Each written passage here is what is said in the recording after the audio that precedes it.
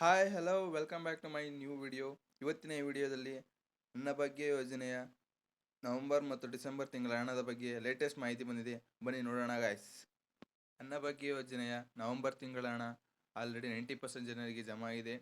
ಇನ್ನು ಡಿಸೆಂಬರ್ ತಿಂಗಳ ಹಣ ಯಾವಾಗ ಜಮಾ ಆಗುತ್ತೆ ಅಂತ ಈ ವಿಡಿಯೋದಲ್ಲಿ ಸಂಪೂರ್ಣವಾಗಿ ತಿಳಿಸೋಕೆ ಬರ್ತದೆ.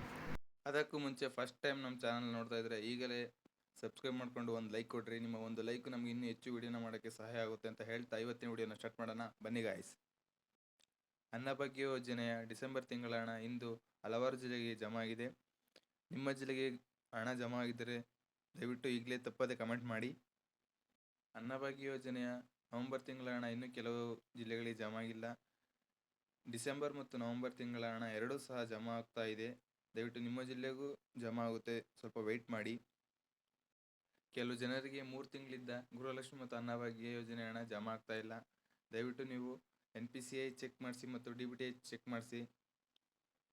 ಕೆಲವು ಜನರಿಗೆ 3 ತಿಂಗಳಿದ್ದ ಅಕ್ಕಿ ಹಣ ಸಹ ಬರ್ತಾ ಇಲ್ಲ. ಅವರು ಕಂಟಿನ್ಯೂಸ್ ಆಗಿ 3 ಮಂತ್ಸ್ ಏನಾದರೂ ಅಕ್ಕಿನ ತಗೊಂಡಿಲ್ಲ ಅಂದರೆ ಅವರಿಗೆ ಹಣ ಜಮಾ ಆಗಲ್ಲ. ದಯವಿಟ್ಟು ನಿಮ್ಮ ಆಹಾರ ಇಲಾಖೆಗೆ ಹೋಗಿ ರೀಸನ್ ಕೊಟ್ಟು ಅಪ್ಡೇಟ್ ಮಾಡಿಸಿ. ನಂತರ ನಿಮ್ಮ ಅಕ್ಕಿ ಹಣ ಮತ್ತು ಗೃಹಲಕ್ಷ್ಮಿ ಹಣ ಎರಡು ಸಹ ಜಮಾ ಆಗುತ್ತೆ. ಗೃಹಲಕ್ಷ್ಮಿ ಯೋಜನೆಯ 18ನೇ ಕಂತು ಯಾವಾಗ ಜಮಾ ಆಗುತ್ತೆ ಅಂತ ಎಲ್ಲರೂ ಕೇಳ್ತಾ ಇದ್ದೀರಾ.